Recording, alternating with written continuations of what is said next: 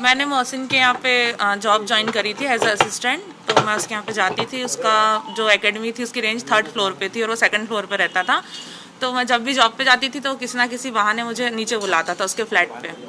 मतलब आप मैडम अभी बच्चे आए हुए नहीं ऊपर, आप नीचे ही बैठिए मेरे साथ, ऐसे ही कुछ बातें करते हैं ये वो। तो एक दिन मैं जब गई थी उसने मुझे नीचे बुलाया तो उसने मुझसे पहले कुछ अश्लील बातें करी, उसके बाद मेरे को बैड टच करा। उसके बाद मैंने वहाँ से मतलब मैं घबरा के उठ गई और मैं ऊपर चली गई। फिर उसने मुझे नेक्स्ट डे फिर से बोला कि मैडम आप नीचे ही बैठिए थोड़ी देर, अभी बच्चे नहीं आए हैं।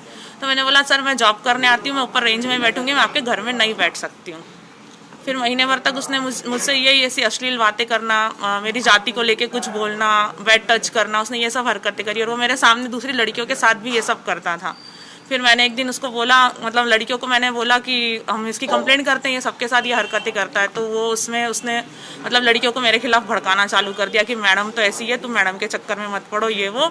और फिर इसी के चलते मेरी मोहसिन से एक दिन बहस हुई और उसने मतलब मैंने बोला सर मैं आपकी कंप्लेंट कर दूंगी, ये सब कर रहे हैं। तो उसने मुझे बोला कि आप मेरा कुछ बिगाड़ ही नहीं सकती, मेरी बहुत ऊपर तक पहुँचे ये वो। और इस बहस में फिर उसने मेरे को मतलब लड़कियों को भी मेरे खिलाफ कर दिया था। और फिर पर मेरे साथ कोई लड़की एग्री नहीं हो रही थी तो फिर मैंने कुछ नहीं करा। ये है मई 2024 की बात है, क्योंकि 2 दिन पहले मेरे पास मतलब न्यूज़ आई ना कि उसके खिलाफ कंप्लेंट हुई है, तो फिर इसलिए मैंने सोचा मैं भी कर दूँ अब।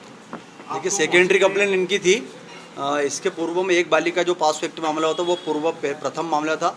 जो दूसरा मामला था वो दीदी का था। हाँ दी थी, फोन पे दी थी, एक बार बहस हुई थी इसी चीज को लेके तो उसने मुझे धमकी दी थी मेरे सामने। उसने कम से कम 7-8 लड़कियों को तो एब्यूज मतलब करा है, मतलब बैड टच करना, गंदी बातें करना, मतलब ये सब उसने करा है मेरे सामने। मेरे टाइम पे 10 से 12 स्टूडेंट आते थे, उसमें से 7 से 8 लड़कियों से तो मोहसिन ऐसे ही बिहेव करता था। शूटिंग होती थी तो शूटिंग के दौरान वो राइफल को जब सिखाता था तो बैड टच करना, फिर कहीं बैठे हैं तो मस्ती में गंदी मतलब अश्लील बातें करना।